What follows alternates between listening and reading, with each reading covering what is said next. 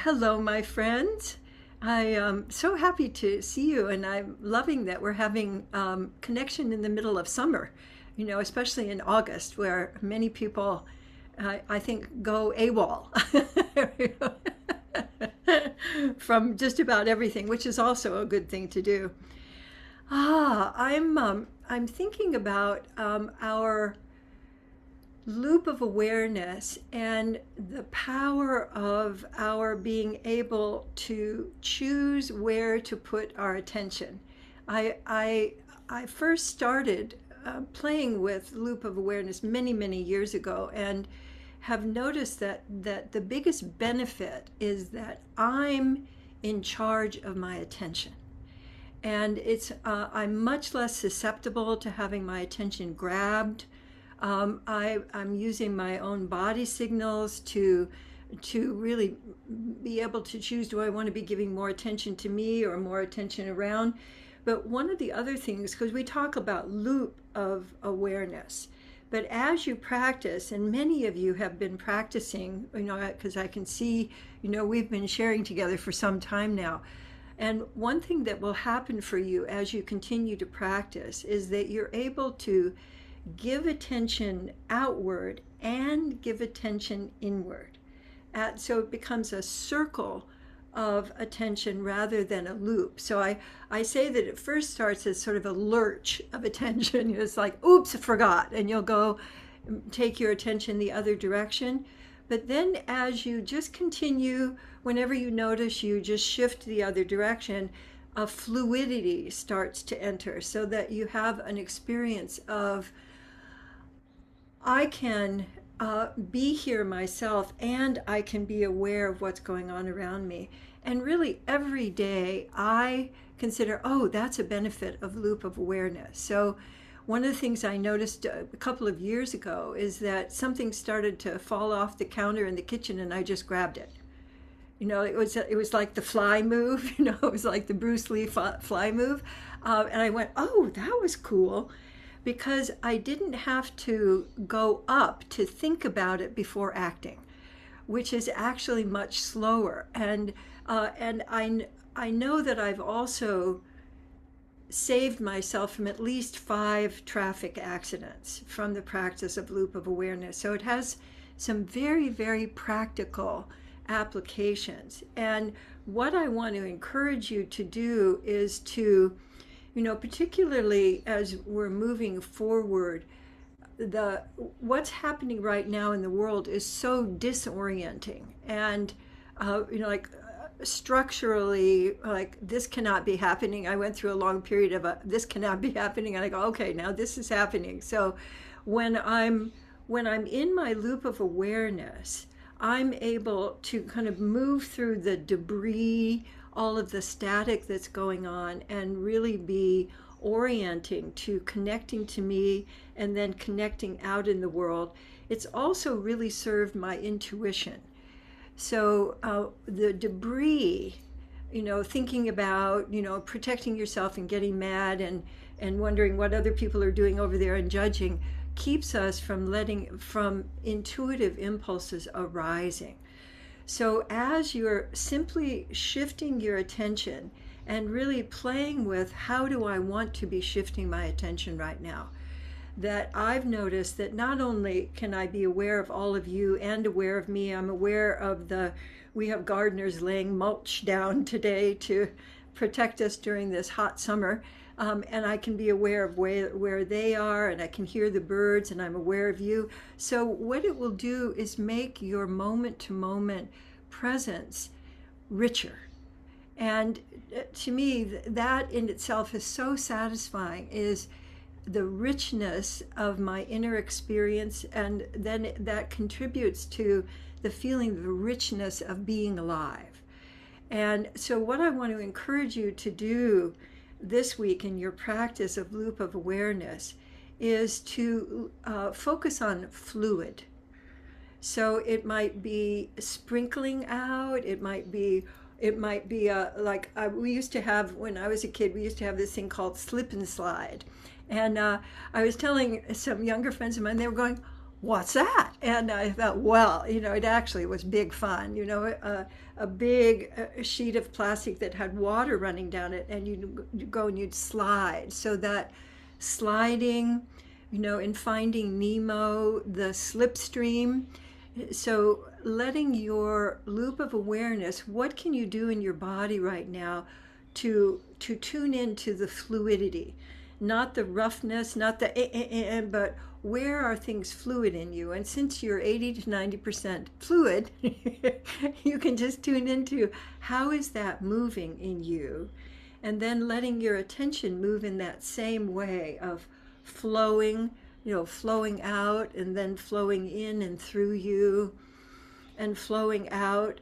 And what happens for me also, and I think will happen to you, is that you're getting all of this wonderful sensory stimulus that comes from being more in your whole body rather than being in your head.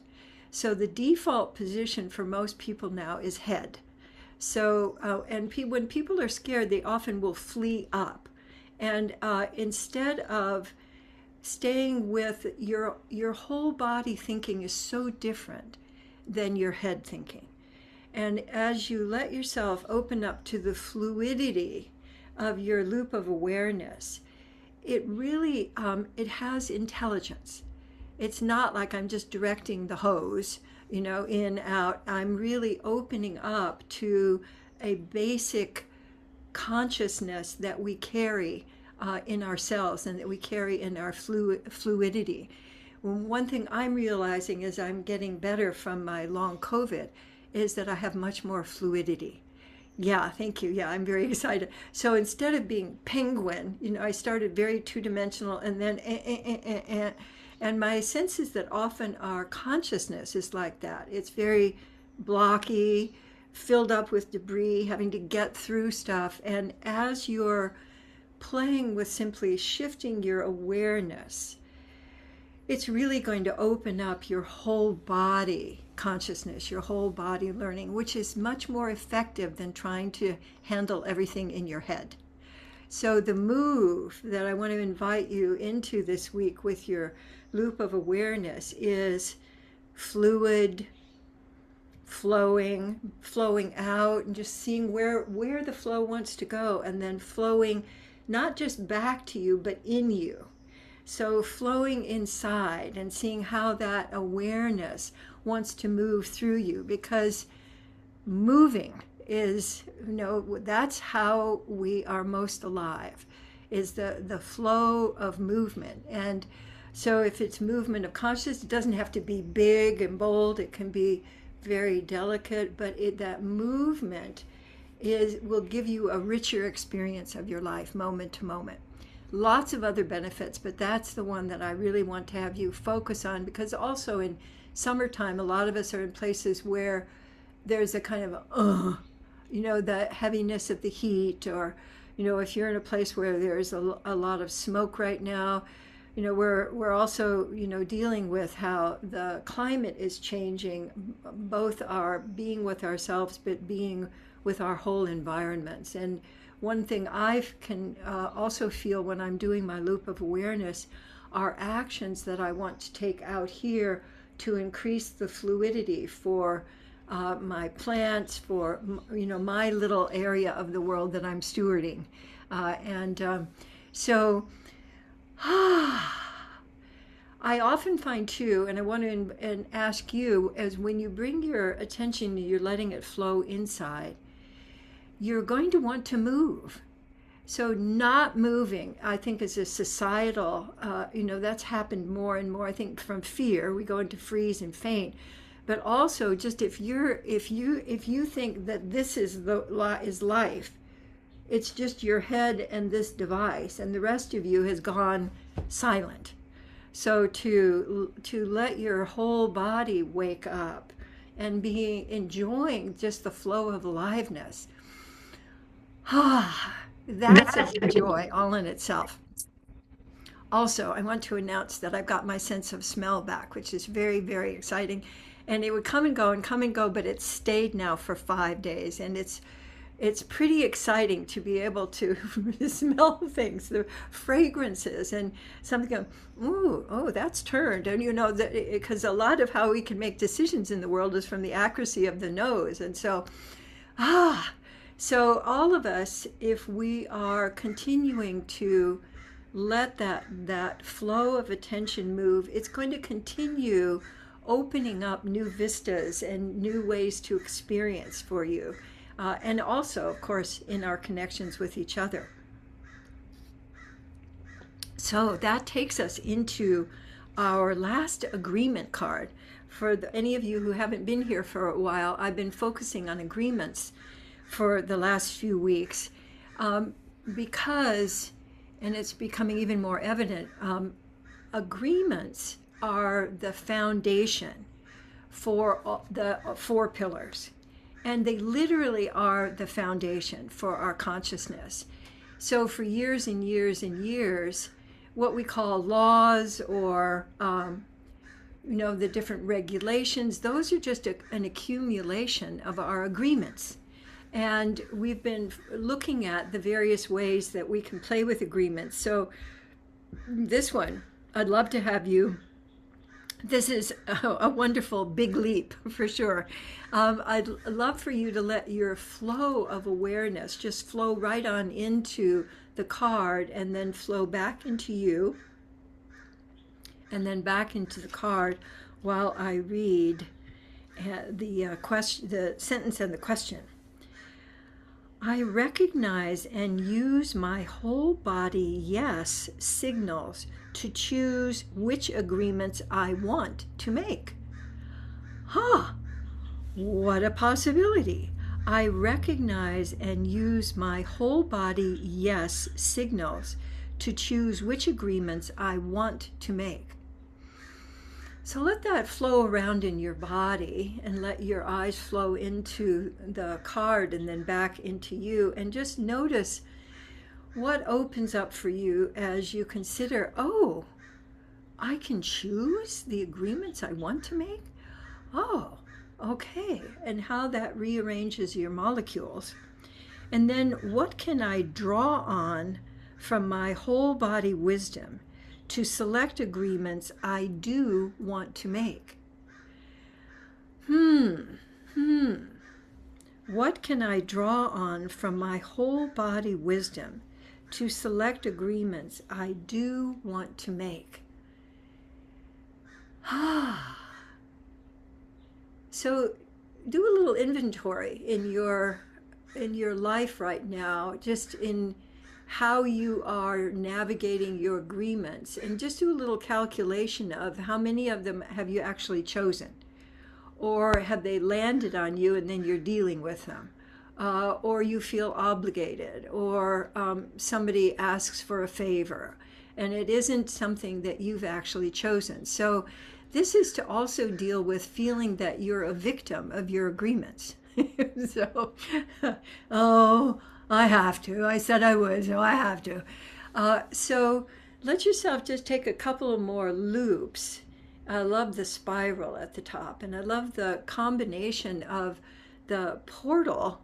It's also sort of a little cosmic vagina down there on the right-hand side. I hadn't noticed that before. So stepping into the openings, rather than seeing agreements as a closing. I think a lot of us have, we can come on back to the big group. I think a lot of us have agreements associated with have to, rather than choose to, and obligation. So that's one of the things to clear up, because agreements are really a blueprint for what you're wanting to generate, what you're wanting to create. And they actually can create a new vision for what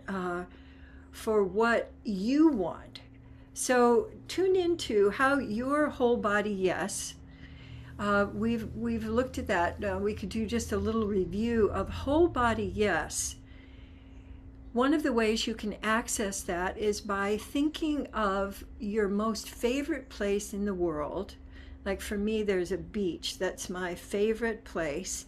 And when I'm there and I'm considering just the experience in my body of, yes, I've chosen this, I love this, this nourishes me, which is very different. Your whole body no is, it is a different where you have done something you didn't really want to do, or you're looking at different things in your body. The whole body yes, I find, and you can tune in yourself, I find that the whole body yes is uprising in me.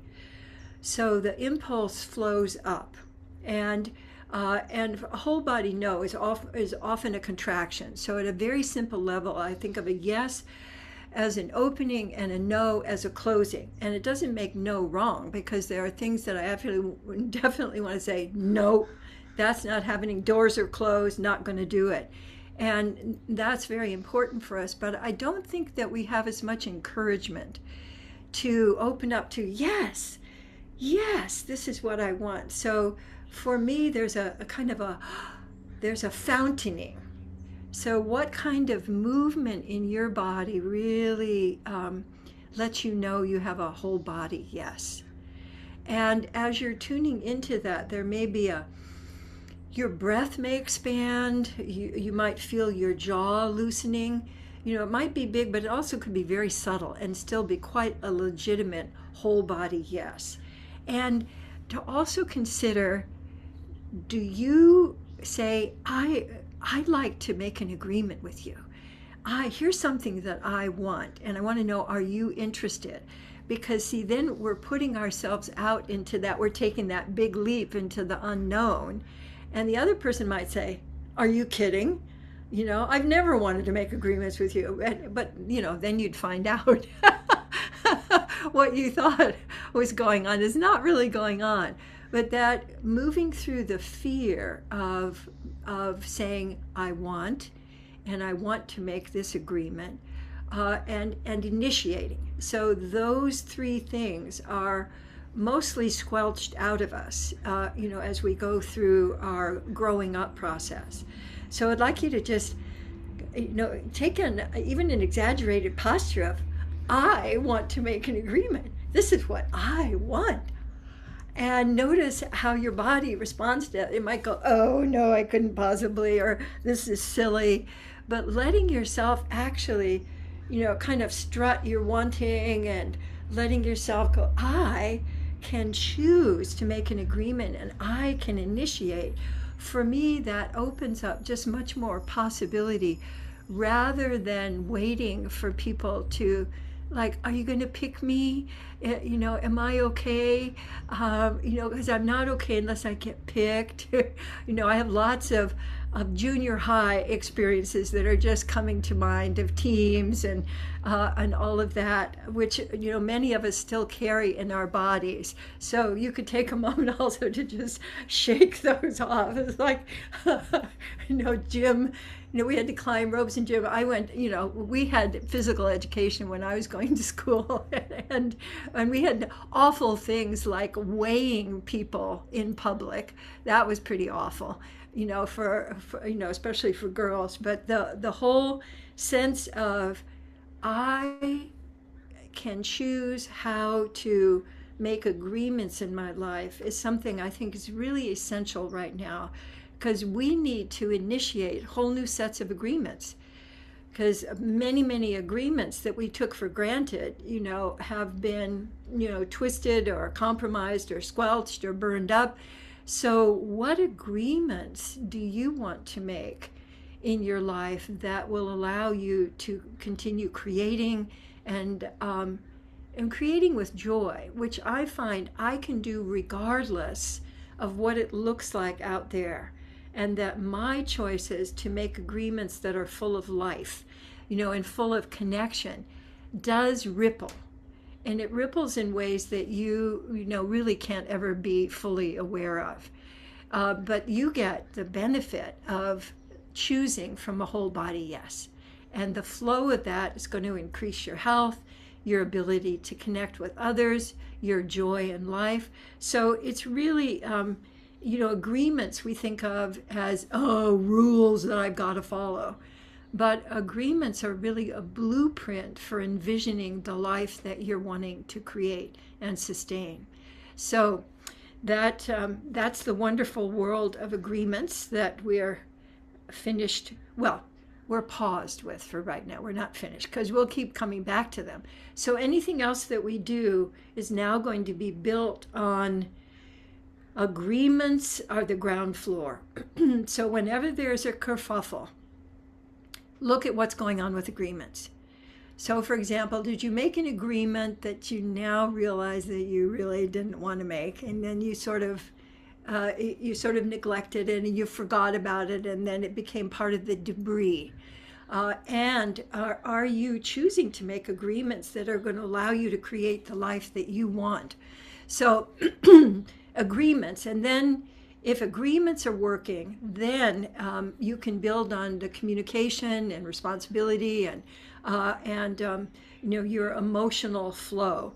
But if you handle agreements first, it's much more effective, because there's almost always at the root of any kerfuffle, there's some kind of a fuzzy agreement, a broken agreement, a misunderstanding about agreement, an incomplete agreement. So that can keep you busy for several lifetimes.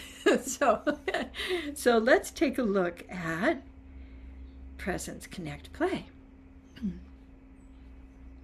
and see what we have for today.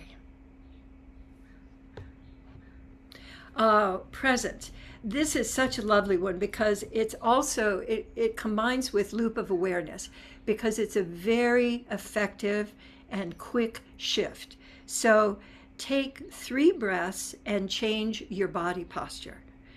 So just notice your body posture right now. And what we often do is like try to fix without going through the body. So there's actually research behind this one. This move is more effective than medication. So University of Minnesota several years ago. So your breathing, so taking 3 relaxed, flowing breaths, and that takes a little bit of time. I was just remembering on television now, they've sort of got on to breath, but not really effectively, because they'll say, take a breath, and then they'll go on to something else. It's like, excuse me, you need, take a breath. So a breath that flows over from the in-breath into the out-breath, and then just a pause at the bottom, and then another, it's like a little mini roller coaster, which I went on just once in my life, but it was so fun. It was not the one that makes your hair stand on end, but just a little and then over into the out breath, and enjoying what that opens up. So 3 breaths, and then change your body posture. So I'd like you to change your body posture. What I often like to add to the beginning of it too is to exaggerate the posture I'm in. So like I might be in a, and then I just take a fix on that.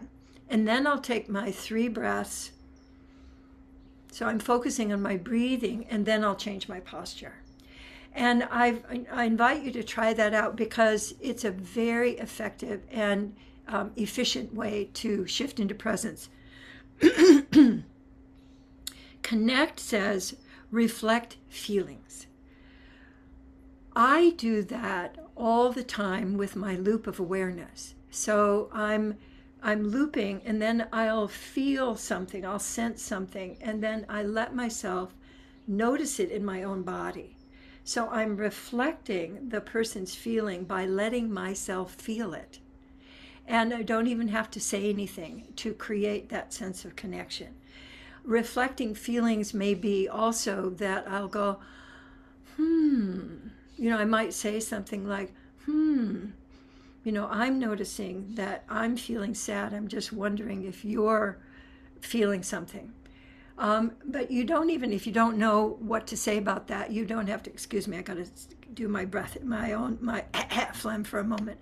I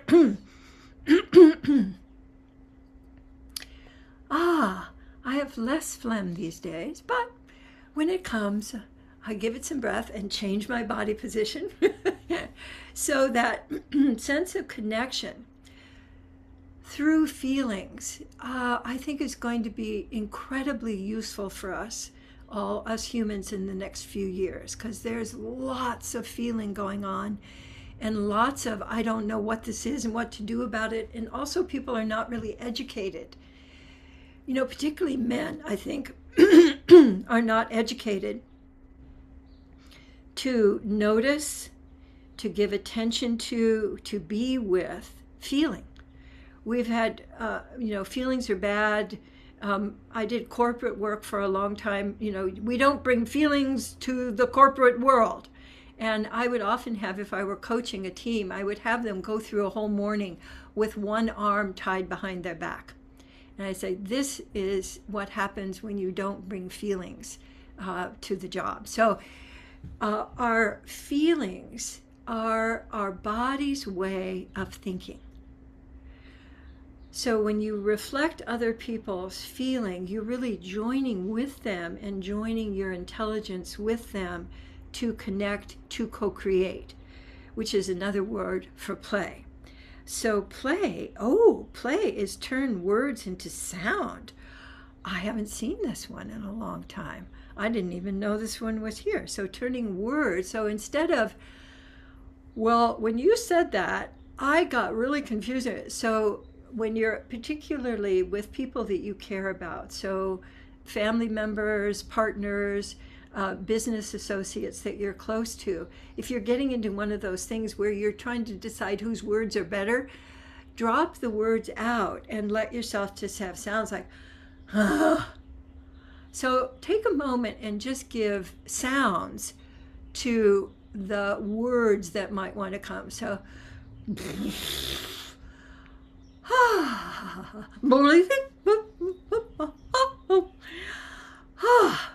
and with partners, you could have, and the other person goes, whoa, and you go,